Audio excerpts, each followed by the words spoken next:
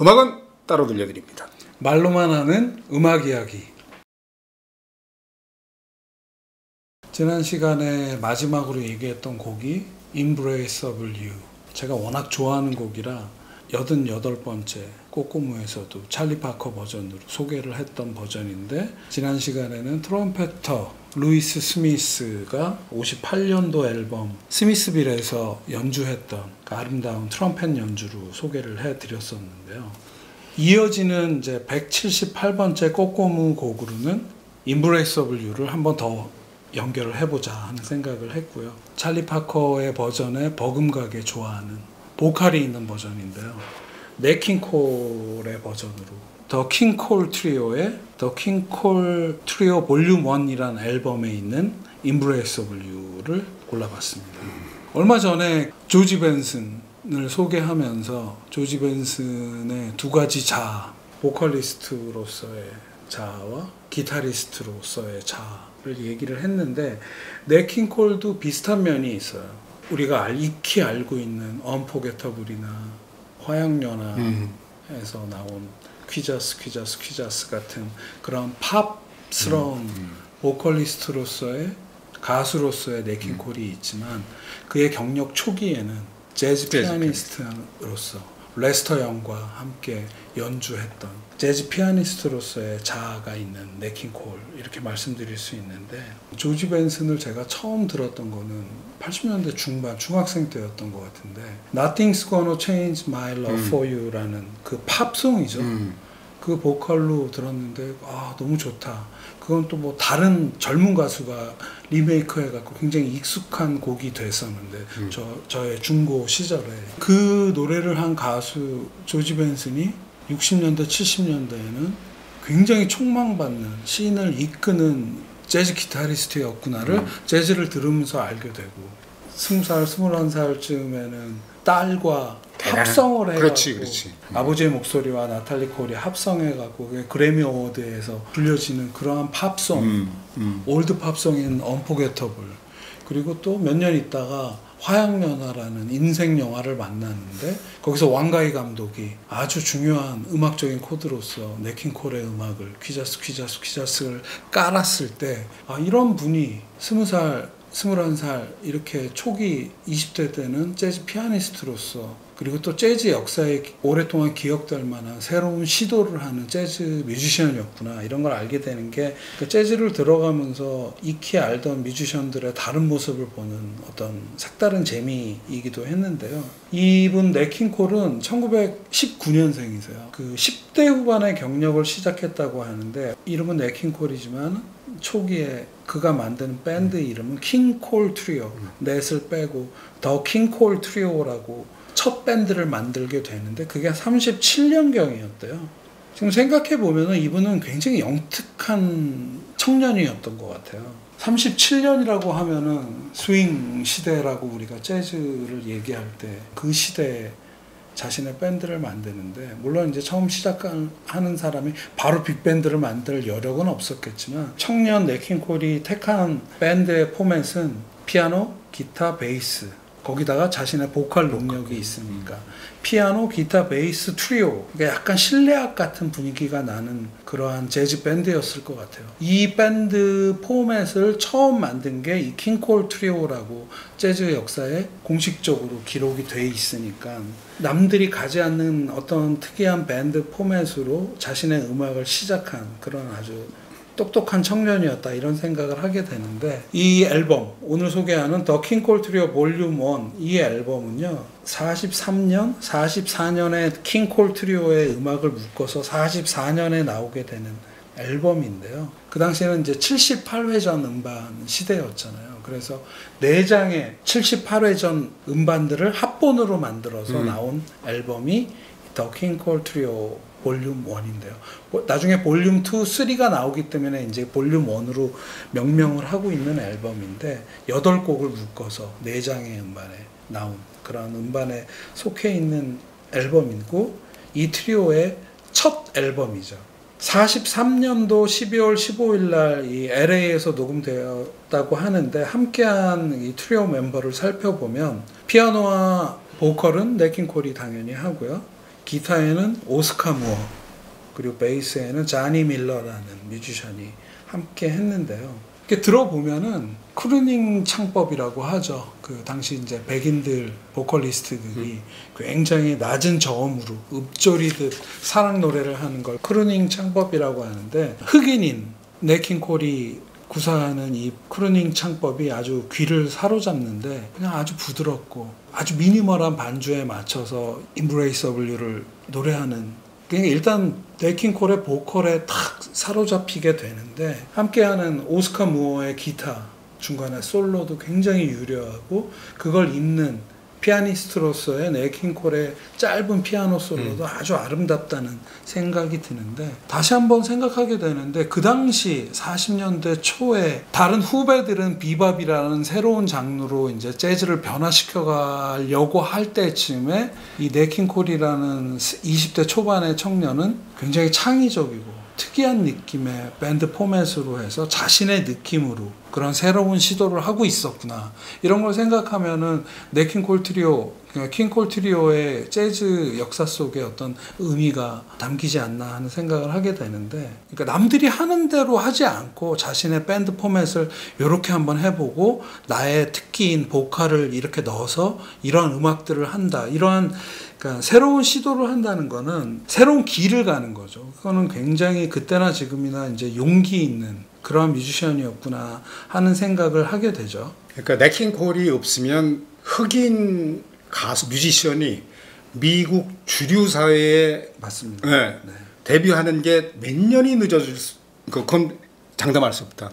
그러니까 넷 킹 콜이 있음으로 해서 미국 주류의 흑인 음악이 들어갈 수 있었다, 뭐 이런 얘기까지 나올 정도예요. 재즈 소규모 밴드적으로 봐도 넷 킹 콜이 시도한 이 트리오, 피아노, 기타, 베이스, 이 트리오로 인해서 트리오 포맷이 더 보편화됐다고 하는 기록이 있고요. 어떤 보컬리스트와도 차별화된 넷 킹 콜만의 매력이 통해갖고 상업적인 성공을 이루어냈다는 것도 말씀처럼 굉장히 중요한 의미가 있다, 이런 생각을 하게 되는데요. 다음 곡으로 어떻게 연결을 할까 하다가 이러한 새로운 시도, 재즈 내에서 트리오란 포맷의 다른 새로운 시도가 생각이 나서 그 재즈 트리오의 음악으로 연결을 해보려고 하는데요. 그 트리오의 리더는 테너 색소포니스트 소니 롤린스입니다. 소니 롤린스의 57년 녹음, 58년 발매된 블루노트를 통해서 나왔던 음반인데요. A Night at the Village Vanguard라는 라이브 앨범 속에 있는 Softly as in a Morning Sunrise라는 곡입니다. 테너 색소포니스트 소니 롤린스 아직도 생존해 계시죠. 1930년생이신데 이분이 데뷔가 한 19살쯤이었나 봐요. 1949년경 데뷔 이후에 이분이 음악을 쭉 해오면서 소니 롤린스라는 재즈 뮤지션이 가장 크게 성장한 해가 제 생각에 1956년이었던 것 같아요. 그러니까 그의 나이 26살이죠. 그 해에 56년 한 해에 본인의 이름을 건 리더 앨범이 6장이 나와요. 6장. 예, 주로 프레스티지사를 통해서 나오게 되는데 그 앨범마다 색깔도 조금씩 다르고 함께하는 사이드맨 뮤지션들도 구성을 다르게 해서 여러 가지 아주 열심히 활동한 한 해였다. 그 56년도에 자신의 리더 앨범 말고도 재즈 역사에 오랫동안 기억될 하드밥 밴드죠. 클리포드 브라운, 맥스 로치 퀸텟의 색소포니스트로 참여를 해서 그 앨범 속에서 레전드인 그해 돌아가시는 클리포드 브라운과 함께 음악을 했고요. 델로니어스 몽크의 명반 브릴리언트 코너스에 참여하기도 해서 굉장히 알찬 한 해를 보내고, 또 오늘 얘기하는 음반은 57년도인데요. 음반인데 57년도에 그간 쌓아온 자신의 포텐을 하나 터뜨리게 되는데 넷 킹 콜 트리오 같은 새로운 시도를 하게 된다는 거죠. 하나는 Way Out West라는, 그리고 오늘 고른 앨범 A Night at the Village Vanguard 앨범, 이 두 장의 녹음을 통해서 피아노가 없는 색소폰 트리오입니다.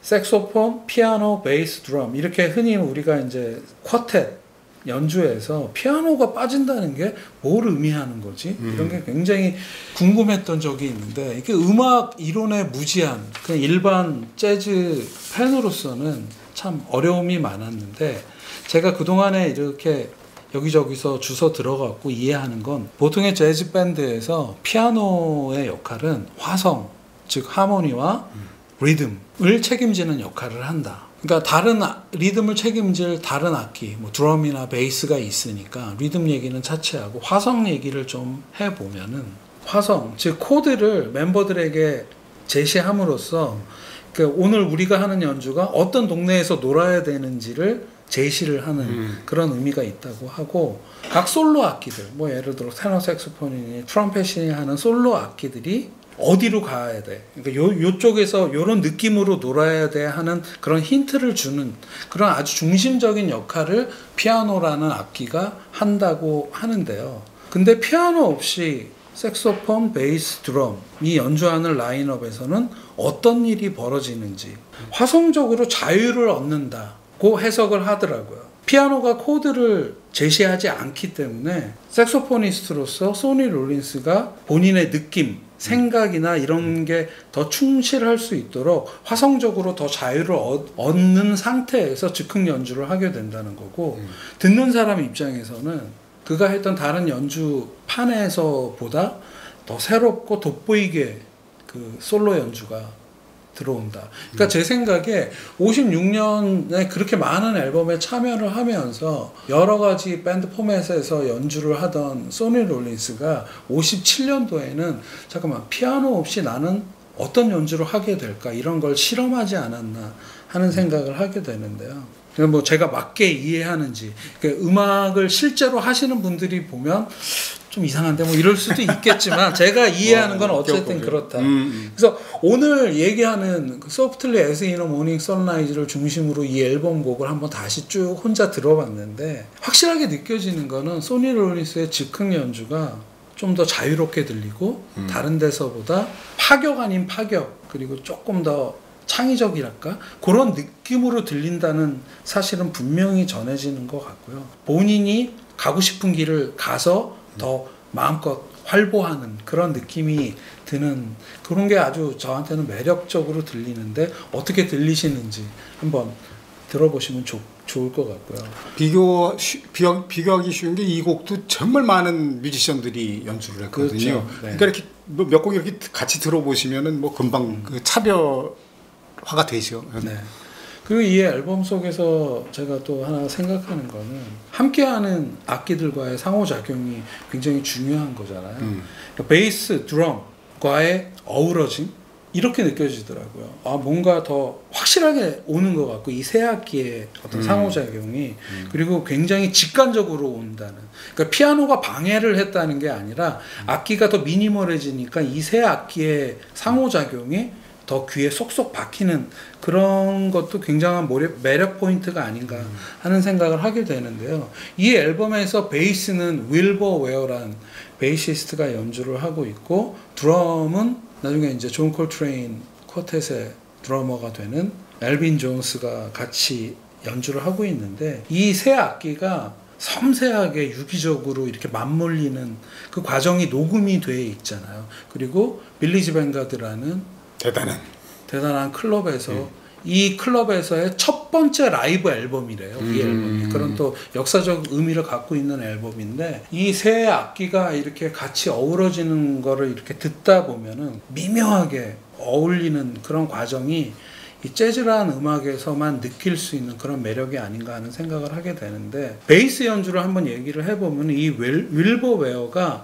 피아노가 화성을 제시하지 않으면은 베이스와 솔로 악기 주자인 이 소니 롤린스가 화성적으로 더 이렇게 미묘하게 갈 길을 찾아 나가야 된다고 하더라고요.